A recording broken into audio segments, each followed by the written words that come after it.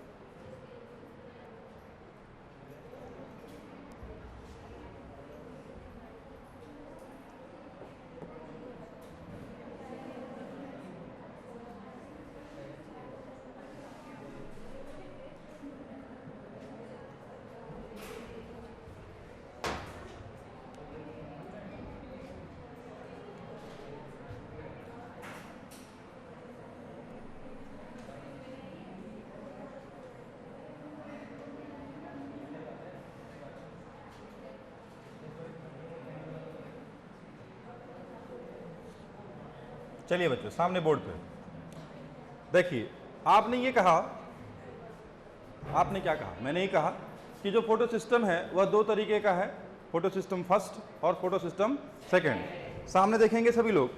देखो, यदि मैं तुमसे ऐसा कहूं कि ये जो सिस्टम बना है, ये वाला, ये फोटो सिस्टम फर्स्ट है, बोलो क्या? फोटो सिस्टम फर्स्ट है। तो तुमको जो इसमें बीच में एक छोटा सा पिगमेंट दिख रहा है, क्या तुम ये कह सकते हो कि इसका जो नाम होगा वह क्लोरोफिल ए होगा? अरे आना बोलो यार। yes, sir। और क्या ये 700 नैनोमीटर की लाइट को एब्जॉर्ब कर रहा होगा? yes, सेम यदि हम आपसे ऐसा कहें कि ये जो फोटो सिस्टम है ये सेकंड है, और यदि ये सेकंड है तो इसका मतलब ये है कि जो क्लोरोफिल ए होगा ये 680 नैनोमीटर की लाइट को एब्जॉर्ब कर रहा होगा। कोई दिक्कत वाली बात नहीं है। और बाकी जितने लोग इसमें बचे हुए हैं, इसको छोड़ के, वो सब लोग कौन है? LHC। कौन है? LHC।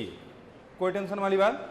कल आपने ऐसा कहा कि केवल और केवल क्लोरोफिल ए का मॉलिक्यूल है जो अपने इलेक्ट्रॉन को एग्जिट कर सकता है ड्यूरिंग लाइट रिएक्शन। कल ऐसा आपने कहा। तो बाकी पिगमेंट क्या करेंगे? तो आपने पढ़ा कि दो काम करेंगे। एक तो लाइट एनर्जी को ट्रांसफर करेंगे क्लोरोफिल ए के मॉलिक्यूल पर, पहला काम। दूसरा, जो क्लोरोफिल ए का मॉलिक्यूल है उसको फोटो ऑक्सीडेशन से बचाएंगे। यही दो बातें तो आपने की। अरे आना बोलो। आज इन दोनों बातों को हम समझते हैं कि ये दोनों काम कैसे होगा।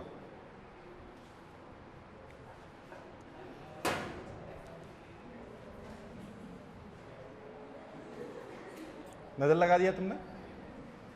बहुत मक्कार टाइप के हो यार तुम। और कौन?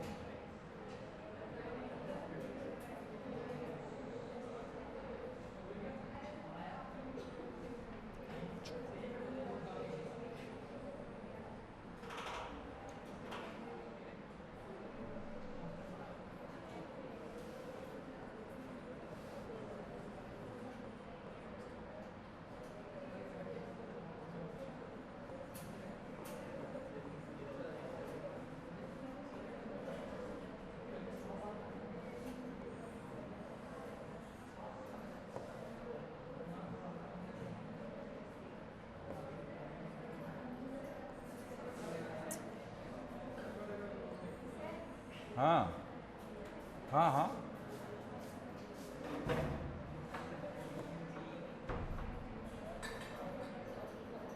जाने वाले को कोई रोक पाया है क्या? तब हम कौन होते हैं? प्रकृति के नियमों में उल्लंघन डालने वाले हैं। लगता मुशायरे में बैठे हो।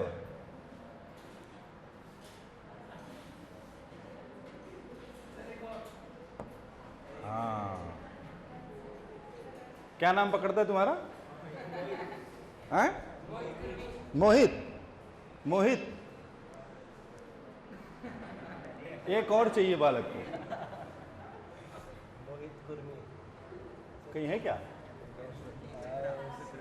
मोहित कुर्मी ये रहा। दिख गया सर। एक और बालक जानना चाहता है। तो एक बार टेस्ट हुआ था जिसमें इस बालक के 720 में खाली 150 नंबर है। ये रहा एक और चाहिए।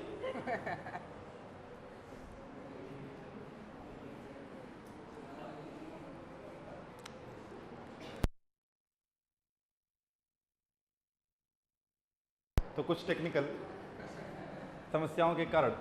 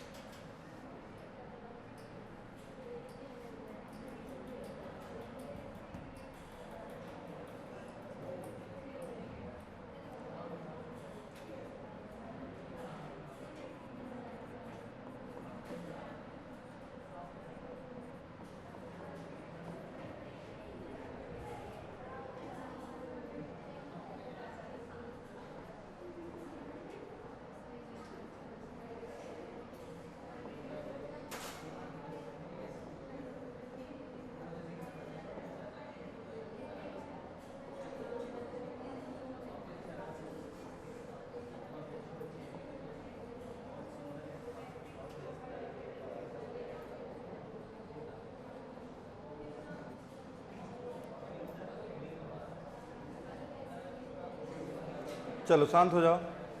चलिए अब सुनेंगे, सामने देखेंगे ध्यान से बोर्ड पे ये क्या है। देखो ये तुमको समझ में आ रहा होगा, ये PS फर्स्ट है, ये PS सेकंड है, इसमें कोई दिक्कत है नहीं है। इसमें से इतना हिस्सा हमने ऐसे काटा और इसका काट के इतने हिस्से को यहाँ जूम कर दिया। जूम करने पर जो स्ट्रक्चर बना आपके सामने है। कोई समस्या यहाँ तक? चलिए आप ये देख पा रहे होंगे सबसे नीचे की तरफ रेड कलर में रिएक्शन सेंटर है, जो कि किसका बना है? क्लोरोफिल ए का। और इसके ऊपर जो कुछ भी है वो LHC या एंटीना पिगमेंट है। ऐसा मान रहे हैं कि ये फर्स्ट का भी हो सकता है, सेकंड का भी हो सकता है। यदि फर्स्ट का है तो LHC फर्स्ट और सेकंड का है तो LHC सेकंड। कोई समस्या यहाँ तक? फर्स्ट सेकंड क्या है? Photo system first, photo system second. आइए ध्यान से देखिए, शायद आपने कभी फिजिक्स में एक फार्मूला पढ़ा हो, E=H/λ। पढ़ा है क्या? नहीं पढ़ा है। इसका मतलब ये है कि जिसकी एनर्जी जितना ज़्यादा होती है उसका लैम्डा उतना कम होता है, जिसका लैम्डा जितना कम उसकी एनर्जी उतना ज़्यादा, जिसका लैम्डा जितना ज़्यादा उसकी एनर्जी उतना कम। ये पढ़ा है? नहीं पढ़ा है तो फिलहाल इतना तो जान गए।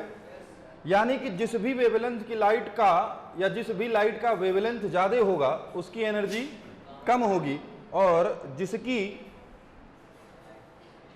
एनर्जी ज़्यादा होगी उसका वेवलेंथ कम होगा, और जिसका एनर्जी कम होगा उसका वेवलेंथ ज़्यादा होगा। यहाँ तो कोई समस्या है? चलिए ध्यान से देखिए, आप ये बात जानते हैं कि फोटोसिंथेसिस में जो यूज होने वाली लाइट है वो 400 से 700 है, ऐसा आप समझते हैं? चलिए अब आप ऐसा देख पा रहे होंगे, ध्यान से देखें कि मान लो कि सबसे पहले ये जो एंटीना पिगमेंट है इस पे 430 नैनोमीटर की लाइट पड़ी। 430 नैनोमीटर का मतलब वेवलेंथ कम या ज़्यादा? इसके रिस्पेक्ट में कम, तो इसकी एनर्जी ज़्यादा या कम? ज़्यादा। कोई दिक्कत वाली बात है? अरे आना बोलो यार। ये समझना जरूरी है क्योंकि आगे सारा फोटोसिंथेसिस इसी के ऊपर डिपेंडेंट करता है, जब तक आप लाइट रिएक्शन पढ़ रहे होंगे तब तक। क्लियर है यहाँ तक बात? अब इसके ऊपर जब लाइट पड़ी 430 नैनोमीटर की, ये मैंने माना है, ऐसा नहीं कि यहीं से होगा, ऐसा लेट सपोज ऐसा, ठीक है बात। अब इस पर जब लाइट पड़ी तो इसने इस लाइट को एब्जॉर्ब किया, और एब्जॉर्ब करके लाइट को आगे ट्रांसफर कर दिया। कोई टेंशन वाली बात? फिर इसने इसको यहाँ ट्रांसफर कर दिया, फिर इसने यहाँ ट्रांसफर कर दिया, इसने यहाँ ट्रांसफर कर दिया और इसने यहाँ ट्रांसफर कर दिया। मान लो 600 नैनोमीटर की लाइट आ रही होगी, किसकी? 600। तो 600 वाले ने लाइट को, एनर्जी को यहाँ ट्रांसफर किया, फिर यहाँ ट्रांसफर किया। कोई दिक्कत है यहाँ तक? ये जो एनर्जी का ट्रांसफर हो रहा है यहाँ से यहाँ तक या यहाँ से यहाँ तक जो भी हो रहा है, इसको हम रेजोनेंस एनर्जी ट्रांसफर कहते हैं। बोलो क्या? Resonance energy transfer. फिर से बोलो, resonance energy transfer. Resonance energy transfer हुआ क्यों? ध्यान से सुनेंगे। क्या कल मैंने आपसे ऐसा कहा था कि केवल और केवल क्लोरोफिल ए का मॉलिक्यूल है जो कि इलेक्ट्रॉन को एमिट कर सकता है। जब क्लोरोफिल ए के मॉलिक्यूल को लाइट एनर्जी मिलेगी तो ये क्लोरोफिल का मॉलिक्यूल अपने इलेक्ट्रॉन को रिलीज कर देगा, और जैसे इसने अपने इलेक्ट्रॉन को रिलीज किया, इस इलेक्ट्रॉन को एक्सेप्ट कर लेता है primary electron acceptor. Primary electron acceptor का मतलब यह है जो सबसे पहले इस इलेक्ट्रॉन को एक्सेप्ट करेगा उसी को हम प्राइमरी इलेक्ट्रॉन एक्सेप्टर कहते हैं। अरे हाँ ना, बोलो यार। तो ये सारे पिगमेंट, मान लो ये क्लोरोफिल बी हो सकता है, सी हो सकता है, डी हो सकता है, जेंथोफिल हो सकता है, कैरोटीनॉइड हो सकता है, कुछ भी हो सकता है। ये सीधे सीधे लाइट को एब्जॉर्ब करके फोटोसिंथेसिस नहीं कर रहे हैं। तो तुमने लिखा था कि यह ट्रांसफर करते हैं different wavelength of light energy को two molecule of chlorophyll A. कैसा आपने लिखा था? एक बात। दूसरी बात, तुमने ऐसा लिखा था कि यह जो पिगमेंट होते हैं यह क्लोरोफिल ए को फोटो ऑक्सीडेशन से बचाते हैं। लिखा था आपने। फोटो ऑक्सीडेशन का मतलब हाई लाइट इंटेंसिटी में इस मॉलिक्यूल को डिस्ट्रॉय हो जाना, खत्म हो जाना, डिस्ट्रक्शन हो जाना। यह आपने पढ़ा था? अरे आना, बोलो यार। क्या मैंने ऐसा लिखा हुआ था कि फोटो ऑक्सीडेशन का मतलब ये है कि हाई लाइट इंटेंसिटी में इस मॉलिक्यूल का डिस्ट्रक्शन हो जाना, और इसको बचाते कौन है? ये पिगमेंट जिनको हम शील्ड कहते हैं। अरे आना, बोलो यार। अब यदि 430 नैनोमीटर की लाइट हम इसको दे दें जिसकी क्षमता 700 नैनोमीटर की लाइट को एक्सेप्ट करने की है, ये स्वाहा हो जाएगा। स्वाहा का मतलब जल भुन जाएगा, और जब ये जल भुन जाएगा तो ये बनाएगा क्या? अरे आना, बोलो यार। कई बार अलग अलग डिश हम लो टेम्परेचर पर या मीडियम टेम्परेचर पर बना सकते हैं, हाई टेम्परेचर पर नहीं बना सकते। तो प्लांट अपना खाना हाई टेम्परेचर पर नहीं बनाता, मीडियम पर। आता कहीं लिखा नहीं, मैं तो बता रहा हूं, नहीं समझ में आया? यदि ये 430 नैनोमीटर की लाइट हम इसको सीधा दे दें तो ये जल भुन जाएगा, क्योंकि 430 नैनोमीटर का मतलब इसकी एनर्जी बहुत ज्यादा है इसके रिस्पेक्ट में। कैसे? क्योंकि ये क्या है? 700 नैनोमीटर, यानी कि इसका लैम्डा ज्यादा है, और यदि इसका लैम्डा ज्यादा है तो इसकी एनर्जी कम, इसका लैम्डा कम तो इसकी एनर्जी बहुत ज्यादा। लेकिन हमको ये चाहिए, हमको नहीं, इसको ये चाहिए। तो ये करे क्या? तो इसने इन पिगमेंट से कहा कि तुम एक एक करके इसको एक्सेप्ट करके मेरे पास लाओ। तो तुम कहोगे इससे क्या होगा? तो इससे ये होगा कि तुमने ऐसा पढ़ा है कि जब एनर्जी एक जगह से दूसरे जगह ट्रांसफर होती है तो वह हीट के फॉर्म में लॉस करती है। क्या तुमने ऐसा पढ़ा है? तो जब एनर्जी यहां से यहां जाएगी, यदि इसका लैम्डा बढ़ रहा है तो क्या इसका एनर्जी भी तो कम हो रहा है, और कम होते होते होते एक दिन 700 पे पहुंच गया, और जब 700 पर पहुंच गया तो क्या अपने इलेक्ट्रॉन ये रिलीज कर सकता है? क्या बात समझ में आई? तो ये सारे फोटोसिंथेटिक पिगमेंट जो हैं ये लाइट को एब्जॉर्ब करके डिफरेंट वेवलेंथ ऑफ, यही तुमने कल से या 5 दिन से लिख रहे हो कि डिफरेंट वेवलेंथ ऑफ लाइट को एब्जॉर्ब करते हैं और लाइट एनर्जी को ट्रांसफर करते हैं इस पर, जिसका नाम क्या है? Chlorophyll A. अब मैंने यहां पर ऐसा लिख दिया है कि ये सेकंड का भी हो सकता है और फर्स्ट का भी हो सकता है। यदि सेकंड का होता तो यहां पर क्या होता? 680। यदि फर्स्ट का तो है ही, तो यहां पर क्या लिख दिया? 700। कोई दिक्कत वाली बात? एनसीईआरटी खोलो, देखो यही फिगर बना है।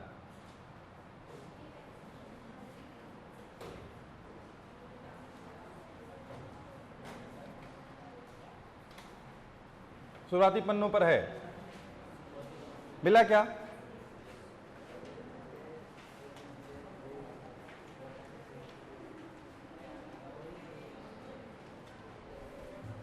अरे मिला? हमारी किताब में तो सीधा बना है, तुम उल्टा बनाए हो।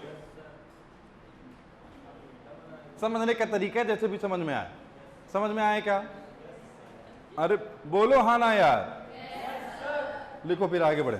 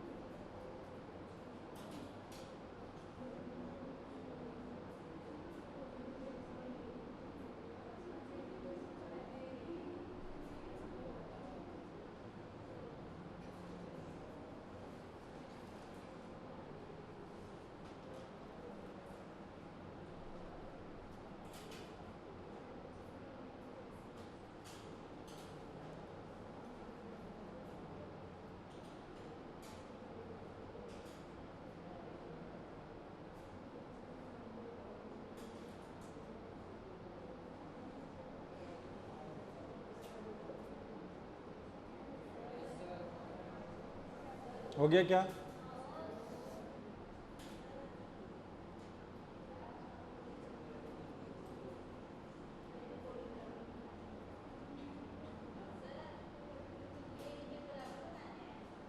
कहीं बना लो, तुम्हारी इच्छा।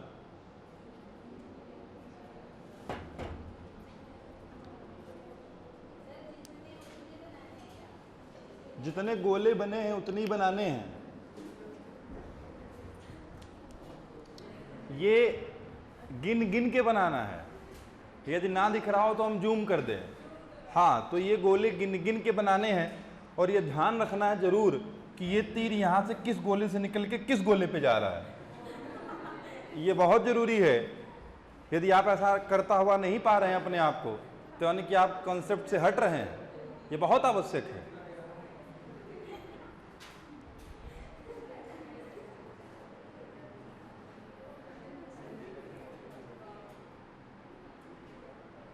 हट जाएं।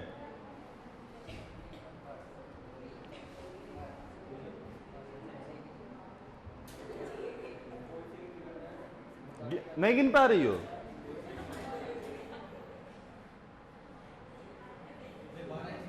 Please wait, 1 minute. अरे रुक जाओ।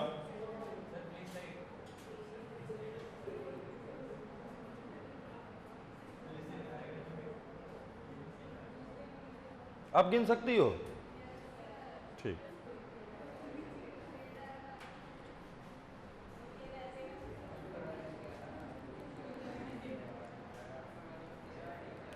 ये भविष्य के वो डॉक्टर बनने वाले हैं यदि गलती से ऑर्थोपेडिक्स बन गए।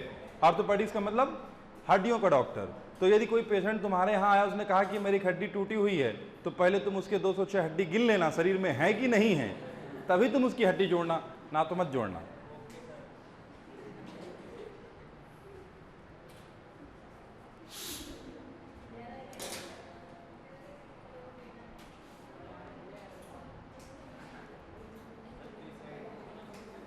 अबे कितना साइड हो जाए यार, क्लासरूम छोड़ के चले जाएं।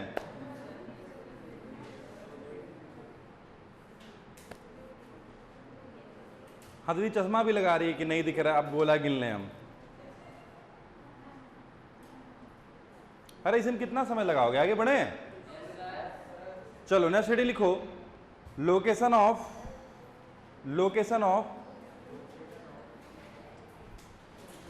Photosystem, location of photosystem in chloroplast. Heading लिखना है, जो लोग नहीं बना पाए बाद में बना लेना। Location of photosystem in chloroplast.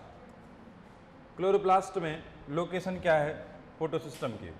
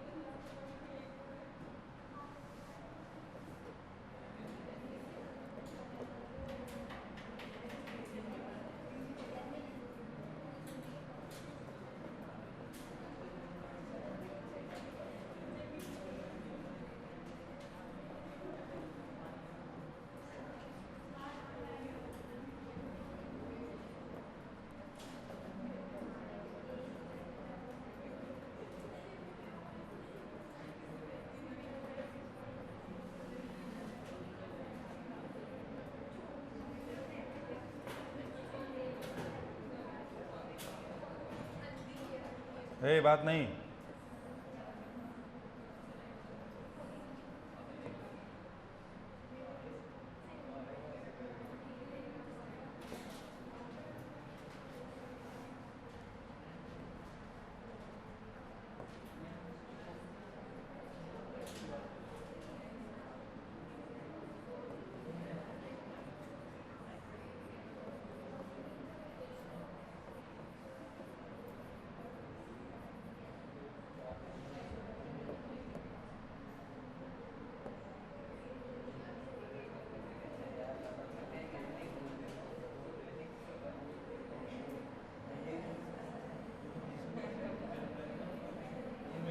अरे शांत हो जाओ।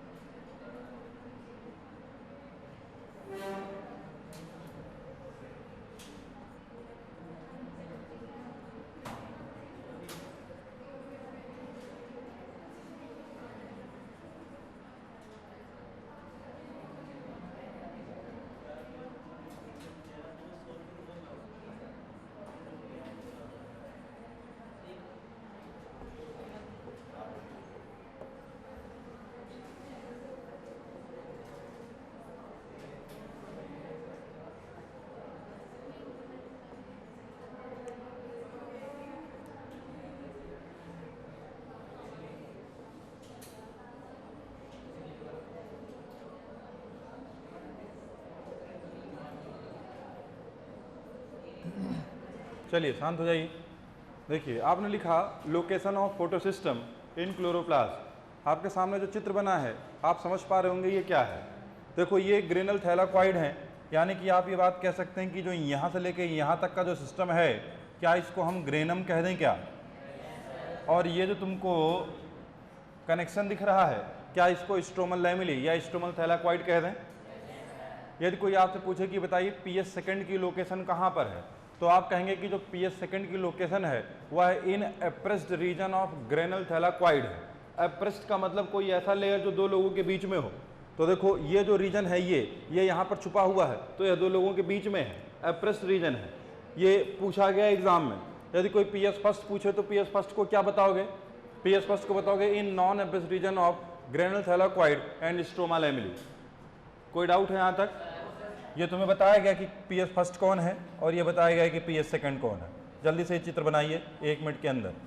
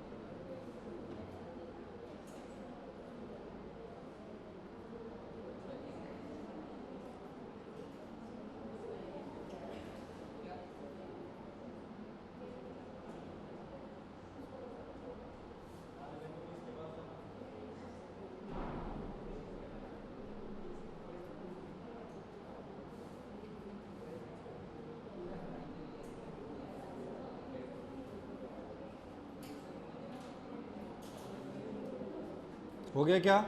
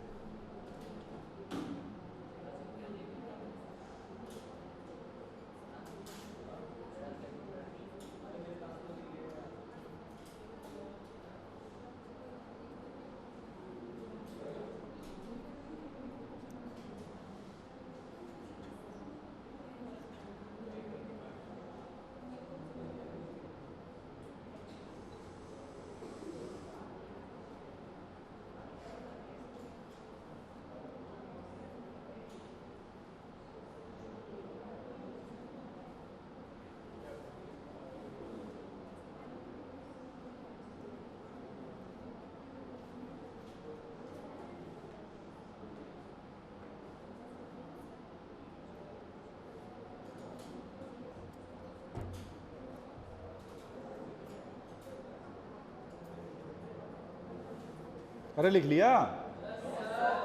कितना समय लग रहा है यार लिखने में, इसको चित्र बनाने में। चलो नेक्स्ट हेडिंग लिखो।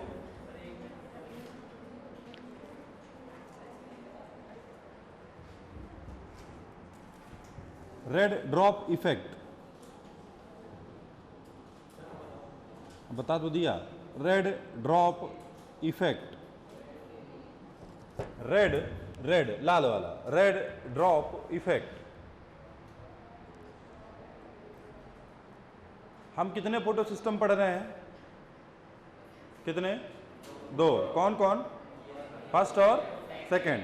अब एमर्सन और अर्नोल्ड ने ये जाना कैसे 2 फोटो सिस्टम है? तो मैंने आपसे कहा था कल कि इन दोनों ने किस ऑर्गेन पे काम किया था? क्लोरेला। किस पर? क्लोरेला पर। चलिए आइए देखिए, ध्यान से समझिएगा, ये इंपॉर्टेंट है समझने के पॉइंट ऑफ व्यू से। Red drop effect,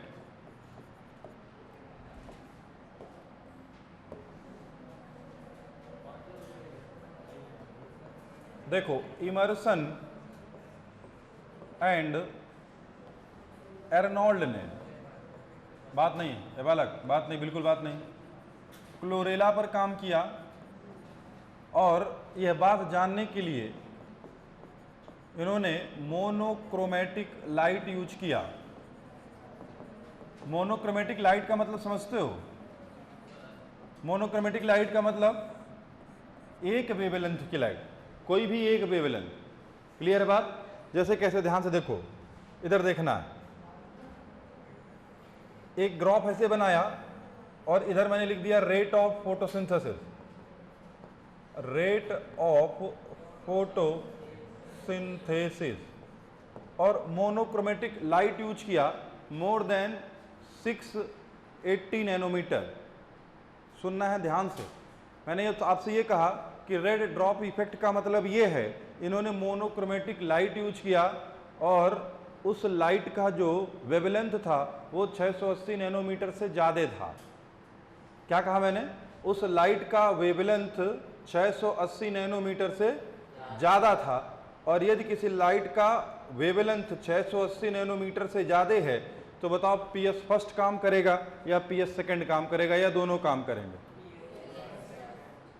PS first, PS first काम करेगा, पीएस सेकंड काम नहीं करेगा, क्योंकि लाइट की एनर्जी इतनी कम होगी कि वह पीएस सेकंड से उसके इलेक्ट्रॉन को रिलीज नहीं करवा पाएगा। अरे आना बोलो। मोर देन 680 का मतलब 700 मान लेते हैं। यदि 700 है तो इसका मतलब एनर्जी कम होगा, और 680 वाला यानी कि पीएस सेकंड के लिए तुम्हें कितना वेवलेंथ की लाइट चाहिए? 680। तो यदि 700 से 680 कम है, इसका मतलब ये है कि एनर्जी कम या ज्यादा? अरे बोलो यार, नहीं समझ में आ रहा है? नहीं समझ में आया? फिर से समझो। देखो मैं तुमसे कहा कि मोर देन 680 वेवलेंथ की लाइट दी गई। 680 वेवलेंथ से ऊपर का मतलब ये हो गया कि अब इतनी एनर्जी नहीं है उस वेवलेंथ ऑफ लाइट में कि वह पीएस सेकंड से इलेक्ट्रॉन को रिलीज करवा पाए। तो यानी कि यदि 680 से ऊपर लाइट दी गई तो केवल और केवल पीएस फर्स्ट काम करेगा, पीएस सेकंड इनएक्टिव हो जाएगा। क्या बात समझ में आ रही है? रेड ड्रॉप का मतलब यह है कि 680 के आसपास बताओ कौन सी लाइट आती है? रेड लाइट ही तो है। अरे भाई इस पे जब तुम रेड लाइट लिखते हो तो रेड लाइट ही तो है।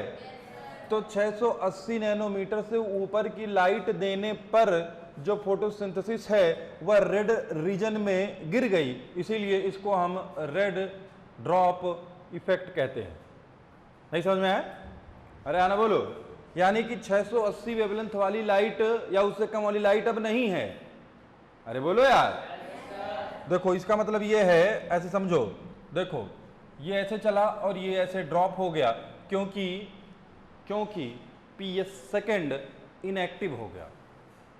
नहीं समझ में आया? आया? तो मोनोक्रोमेटिक लाइट का मतलब ये है कि यदि मोर देन, क्या more than 680 nanometre light use किया गया तो इनएक्टिव हो गया कौन? इनएक्टिव हुआ PS सेकेंड और photosynthesis drop photosynthesis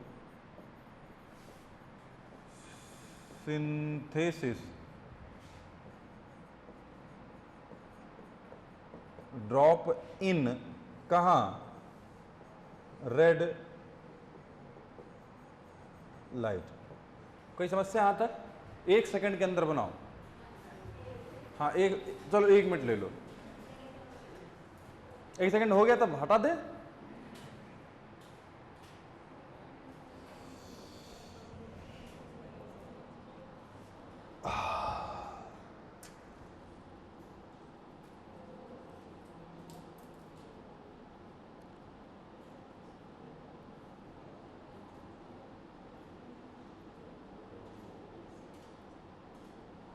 more than से अच्छा है इसको लॉन्गर कर लेना। मोर देन भी सही है लेकिन लॉन्गर देन लिखोगे तो ज्यादा अच्छा शब्द है ना बात। इसको काट के यहां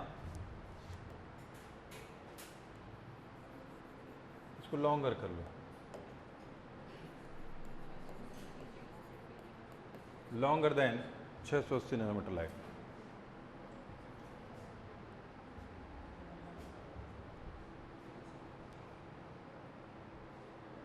मोर देन भी खराब शब्द नहीं है, वह भी ठीक है।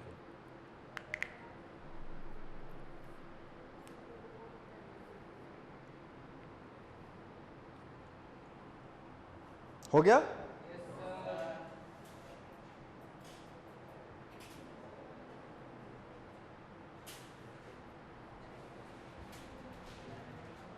ये रेड ड्रॉप है क्योंकि यहां पर रेड लाइट है।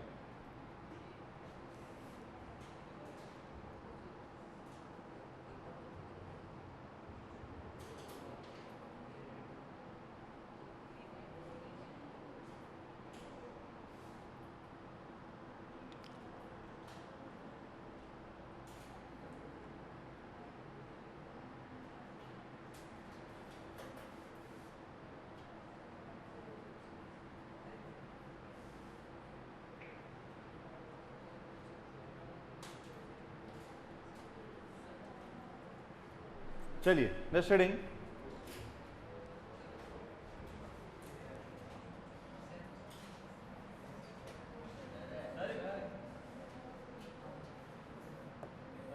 अबे अभी ये नहीं लिखा है, ये भी नहीं लिखो अभी। क्या पूछ रहे हो? कौन सा line? Photosynthesis drop in red light, यही तो रेड लाइट था। 680 700 के पास ही तो रेड लाइट है। इस रीजन में फोटोसिंथेसिस ड्रॉप हो गई और तो क्या। ड्रॉप का मतलब फोटो, यहाँ क्या लिखा है देखो, रेट ऑफ फोटोसिंथेसिस। यहाँ पर रेट ऑफ फोटोसिंथेसिस बहुत कम हो गया, ड्रॉप हो गया मतलब नहीं हो रहा है ऐसा। ठीक है बात। चलो नेक्स्ट हेडिंग लिखेंगे Emerson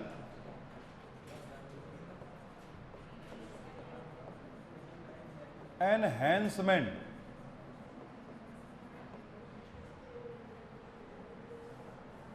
effect. Emerson enhancement effect.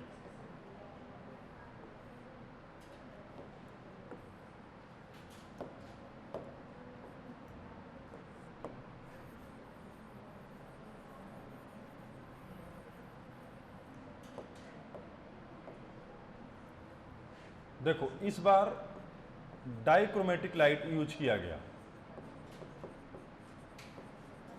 डाइक्रोमेटिक light का मतलब समझते हो? अरे बोलो यार, डाइक्रोमेटिक लाइट का मतलब, डाइक्रोमेटिक लाइट का मतलब एक वेवलेंथ या दो वेवलेंथ की लाइट? दो वेवलेंथ की लाइट। चलिए आइए देखिए, ध्यान से देखिएगा। एक तरफ मैंने लिख दिया रेट ऑफ फोटोसिंथेसिस, एक तरफ मैंने लिख दिया क्या, कुछ नहीं, एक तरफ वही है क्या, हाँ समझ गए, 400 500 600 और 700। आइए देखिए, बहुत इंपॉर्टेंट है, ध्यान से सुनो। सबसे पहले इन्होंने मोर देन या लार्जर देन, जो भी तुम कह सकते हो, मोर देन 680 नैनोमीटर की लाइट को यूज किया। तो अभी भी तुमने देखा कि जब 680 नैनोमीटर से ज़्यादा की लाइट यूज की जाएगी तब केवल कौन एक्टिव होगा, फर्स्ट या सेकंड? फर्स्ट। और मान लो कि केवल फर्स्ट एक्टिव है और उसने जो फोटोसिंथेसिस किया उसको हमने कह दिया कि वह एक्स फोटोसिंथेसिस करता है। कितना? एक्स। फिर अगले स्टेप पे इन्होंने ऐसा कह दो कि लेस देन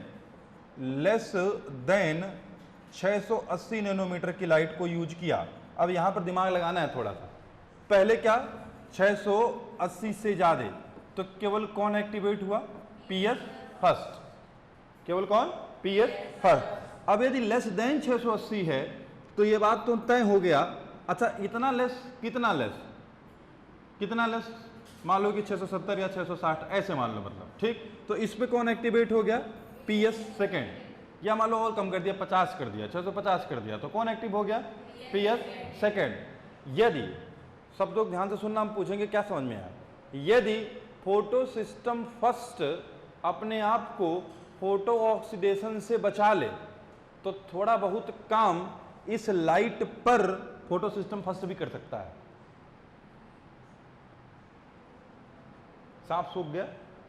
मैंने क्या कहा कि यदि फोटो सिस्टम फर्स्ट अपने आप को फोटो ऑक्सीडेशन से बचा ले, यानी उसके एंटीना उसकी मदद करे, तो इस वेवलेंथ ऑफ लाइट पे थोड़ा बहुत काम पीएस फर्स्ट भी कर सकता है। नहीं पहुंच पा रहे हो? तो पीएस फर्स्ट का क्लोरोफिल क्या है, P700। क्या है, P700।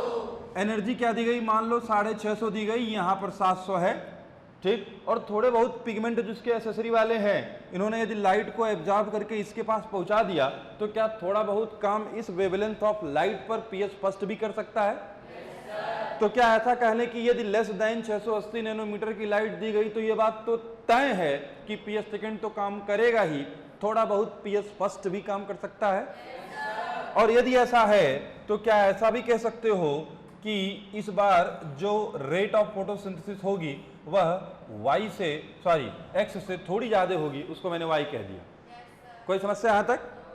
अरे बोलो। चलिए आगे बढ़िए। वाई जैसा वाई नहीं दिख रहा, वाई जैसा वाई देखने के लिए इसको ऐसा बना दिया, ठीक। आगे बढ़िए, देखिए आगे और क्या किया।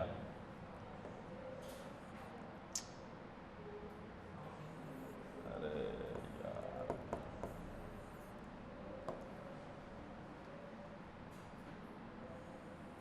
देखो नेक्स्ट स्टेप पे इन्होंने इन दोनों लाइट को मिला दिया। दोनों स्टेप पर, नेक्स्ट स्टेप पर इन दोनों लाइट को मिला के दिया, यानी कि मोर देन 680 तो दिया ही और लेस देन 680 भी दिया। तो तुम्हारे हिसाब से क्या होना चाहिए? तुम ऐसा सोचोगे कि इस बार जो रेट ऑफ फोटोसिंथेसिस होगा वो एक्स और वाई का सम होगा। तुम्हारे दिमाग में यही आ रहा होगा कि यदि इसको यूज कर रहे हैं तो एक्स और इसको यूज कर रहे हैं तो वाई, और दोनों को मिला के यदि यूज कर लिया तो इसका मतलब ये तय हो गया। क्या तय होगा? अरे बोलो, क्या तय होगा? कि इस बार जो रेट ऑफ फोटोसिंथेसिस होगी इन दोनों का सम होगा, यही तो। लेकिन इस बार कुछ जादू हुआ। इस बार क्या हुआ? इस बार जो रेट ऑफ फोटोसिंथेसिस है वह इन दोनों के सम से 25% ज्यादा है। अरे आना बोलो। इस बार जो रेट ऑफ फोटोसिंथेसिस है वह इन दोनों के सम से 25% ज्यादा है। तो इससे यह सिद्ध हुआ कि यदि इन दोनों लाइट को एक साथ मिलाकर दिया जाएगा तो रेट ऑफ फोटोसिंथेसिस ज्यादा होगा। यानी कि यदि 680 और 700 एक साथ मिलेंगे तो रेट ऑफ फोटोसिंथेसिस ज्यादा होगा। नहीं समझ में आया? तो ये Z मिला और जो Z है वह X और Y के सम से 25% ज्यादा है। नहीं समझ में आया? ये मोर देन होता है, जानते हो? पक्का? नहीं समझ में आया? फिर से बताएं। अरे बोलो। चेप लो।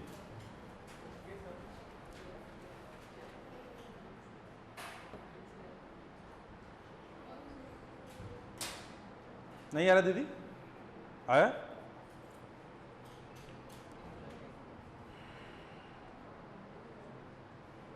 ये नहीं समझ में आया ना? कैसे सम से ज्यादा होगा? देखो सुन लो एक बार देख लो। अच्छा एक बार और देख लो। इस लाइट पे कौन पीएस सेकंड और कुछ पीएस फर्स्ट, यहां कौन केवल पीएस फर्स्ट। जब दोनों को मिला दिया तो इस लाइट पर पीएस सेकंड तो मिलेगा ही मिलेगा और इस पे मिलाने के इसको देने पर सारे के सारे पीएच फर्स्ट काम करेंगे। और अब सारे के सारे पीएच फर्स्ट सारे के सारे पीएच सेकंड जब काम कर रहे हैं तो रेट ऑफ फोटोसिंथेसिस इन दोनों के सम से 25% ज्यादा है। नहीं चमका?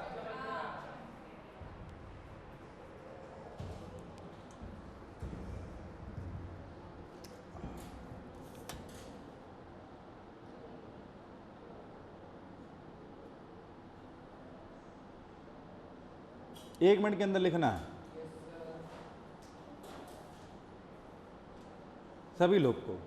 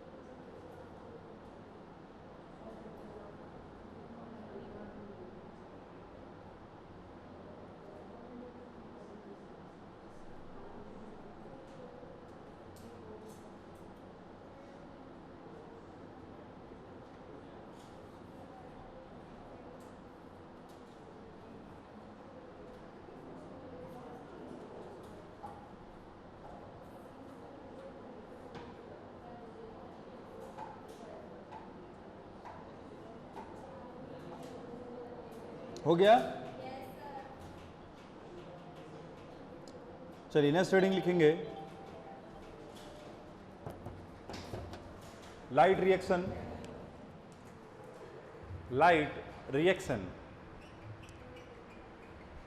हेल रिएक्शन, दो नाम है, ऑबली लगा के लिखेंगे। या तो आप लाइट, या तो नहीं लिखना तो सब है, लाइट रिएक्शन, हिल रिएक्शन इसलिए क्योंकि हिल नाम के वैज्ञानिक ने बताया। Light reaction, hill reaction, photochemical reaction.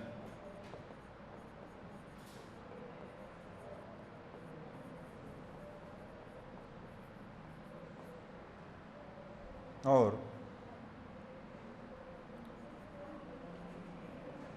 Generation of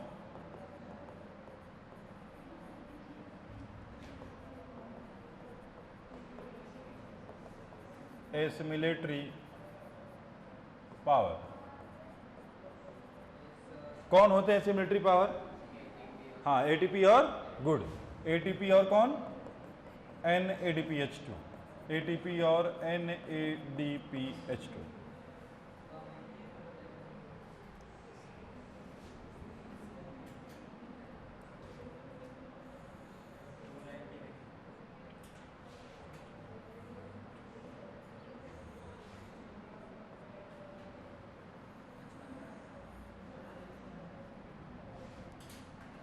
चलिए सारे लोग बोर्ड पे आइए। बच्चों, यदि हम लाइट रिएक्शन या हिल रिएक्शन या फोटोकेमिकल रिएक्शन की बात करें या जनरेशन ऑफ एसिमिलेटरी पावर की बात करें तो हम 4 स्टेप में इसको सोचेंगे या 4 चीज़ें इस प्रोसेस में होंगी। सबसे पहले क्या होगा? देखो, लाइट रिएक्शन में सबसे पहला काम एब्जॉर्प्शन ऑफ लाइट होगा। यानी यदि लाइट रिएक्शन चलाना है तो सबसे पहले लाइट को एब्जॉर्ब करवाओ। और लाइट एब्जॉर्ब करेगा कौन?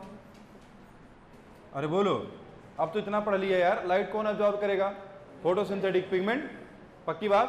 अब यदि लाइट एब्जॉर्ब होगा तो नेक्स्ट स्टेप पे फोटोलिसिस ऑफ वाटर होगा। क्या? Photolysis of water. और कह दो, यदि फोटोलिसिस ऑफ वाटर हो रहा है तो यह बात तय है कि ऑक्सीजन रिलीज होगा। लिसिस या लाइसिस का मतलब बायो में टूटना होता है, और फोटो का मतलब फोटो खींचना नहीं है। फोटो का मतलब लाइट है। यानी लाइट की प्रेजेंस में पानी को तोड़ा तो O2 निकला। तुमको तोड़ा जाए तो तुम्हारी चीखें निकलेंगी। क्या? चीखें। यहाँ पर पानी चिल्ला नहीं सकता तो इसने ऑक्सीजन फेंक दिया। कोई दिक्कत वाली बात? हाँ, आओ आगे बढ़ो। देखो, फिर इसमें फोटोफॉस्फोराइलेशन होगा। क्या होगा? फोटोफॉस्फोराइलेशन। पूरी दुनिया फास्फोराइलेशन शब्द का मतलब जानती है, आप भी जानते होंगे, नहीं जानते हो तो एक बार और जान लो। फास्फोराइलेशन का मतलब क्या है? एटीपी का फॉर्मेशन। हमने आपसे कहा कि जहां पर भी बायो में फास्फोराइलेशन मिले, फास्फोरेशन का मतलब फॉर्मेशन ऑफ एटीपी। क्योंकि यहां पर फोटो लिखा है तो इसका मतलब एटीपी कहां बन रहा है? लाइट की प्रेजेंस में। आपने पहले पढ़ रखा है सेल वाले चैप्टर में, जब आपने वहां पर क्लोरोप्लास्ट पढ़ा था तब आपने ये शब्द पढ़ा था, और जब आपने माइटोकॉन्ड्रिया पढ़ा था तो आपने यहीं पर फोटो की जगह पे एक शब्द और जोड़ दिया था, क्या? Oxidative phosphorylation. याद आया?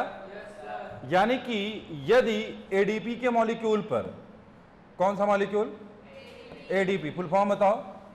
एडेनोसिन डाइफॉस्फेट के मॉलिक्यूल पर इनऑर्गेनिक फॉस्फेट जोड़ दिया जाए लाइट की प्रेजेंस में, तो बच्चों कह दो कि यह जो प्रोसेस है यह फोटो फॉस्फोराइलेशन है। कोई दिक्कत वाली बात? जो लास्ट तो क्या, इसमें एक और प्रोसेस है जिसको हम फोटो रिडक्शन कहते हैं। फोटो रिडक्शन का मतलब क्या है? कि लाइट की प्रेजेंस में रिड्यूज होना। अब कौन रिड्यूज हो रहा है? यहां पर NADP+ है। कौन है? NADP+। CO2 का रिडक्शन डार्क रिएक्शन का है, हम लाइट रिएक्शन की बात कर रहे हैं। क्या बात समझ में आ रहा है? NADP+, इस पे यदि आपने हाइड्रोजन मिला दिया तो यह NADPH2 हो गया। कोई समस्या यहां तक? हम कंसेप्ट समझ चुके हैं, NAD क्या है, NADPH2 क्या है, ये सारी चीजें हम जानते हैं। पक्का? एक बात। दूसरी बात यह है कि जब हम लाइट रिएक्शन पढ़ेंगे तो हमको दो बातें पढ़नी है। एक हमको पढ़ना है नॉन साइक्लिक, क्या? Non cyclic ETS। अब ये जो ETS है ये एपिडर्मल टिश्यू सिस्टम नहीं है जो आपने एनाटॉमी में पढ़ा था, ये इलेक्ट्रॉन ट्रांसपोर्ट सिस्टम है। बोलो क्या? Electron transport system. क्योंकि नॉन साइक्लिक है, इसका मतलब ये है कि एक बार इलेक्ट्रॉन जहां से निकला वहां लौट के दोबारा नहीं आएगा, इसलिए नॉन साइक्लिक है। क्या बात समझ में आ रही है? जब नॉन साइक्लिक ETS होगा तो ATP का भी फॉर्मेशन होगा। किसका?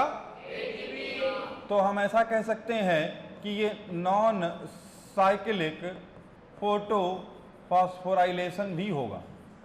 Non cyclic photo phosphorylation. एक तो हमें ये पढ़ना है, या ऐसा कह सकते हो कि लाइट रिएक्शन के दो टाइप हैं, एक तो नॉन साइक्लिक फोटो फॉस्फोराइलेशन और दूसरा क्या? Cyclic photo phosphorylation. Non cyclic photo phosphorylation में नॉन साइक्लिक ETS चलेगा, कोई दिक्कत? और साइक्लिक फोटो फॉस्फोराइलेशन में साइक्लिक ETS चलेगा, कोई दिक्कत है? या ऐसा कह लो कि नॉन साइक्लिक ETS के चलने पर ATP बन रहा है तो वह नॉन साइक्लिक ATP है। कोई समस्या यहां तक? अब जादू देखो, यही नहीं अच्छा लगता है, हमको लिखना पड़ता है, तुम जादू दिखाते हो, हमको बहुत गड़बड़ लगता है ये बात, हम क्या करें, हमारा बस नहीं चल रहा है।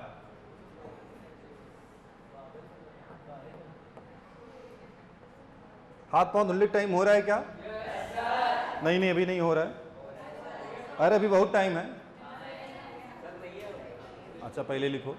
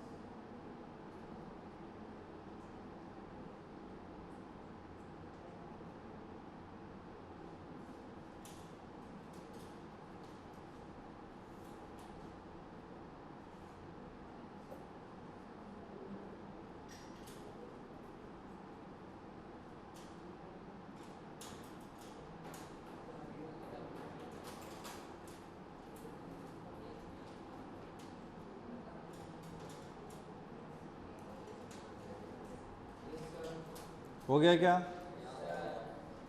नेक्स्ट कर दें।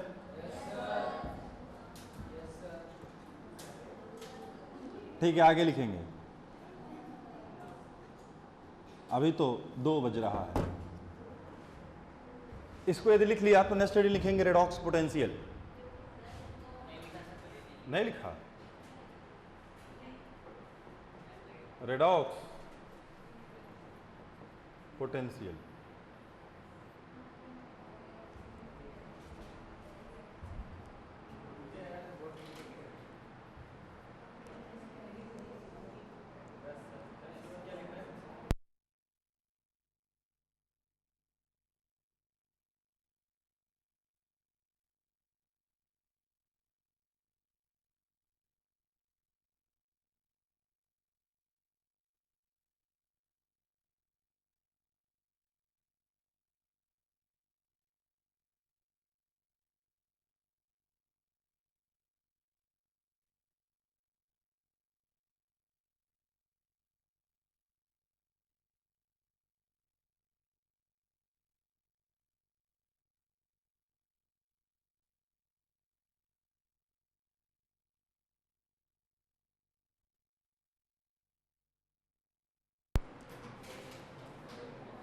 चलो डिफिनीशन लिख लो, समझेंगे कल। लिखो, ability of electron, sorry, ability of molecule, ability of molecule, ability of molecule to accept electron, to accept electron is called redox potential. Bracket में लिख लेना, रेडॉक्स पोटेंशियल यूनिवर्सली प्रोपोर्शनल होता है एनर्जी के। क्या है, क्यों है, कैसे है, समझेंगे। ठीक। Next point, when all electron carriers, next line लिखना है, when all electron energy, when all electron carrier are arranged, when all electron carrier are arranged according to redox potential, sorry, redox, according to redox potential scale, according to redox potential scale from, bracket में लिखना है, from low RP to high RP, from low RP to high RP, RP का मतलब राम प्रसाद नहीं है, redox potential है, bracket बंद, from low RP to high RP, then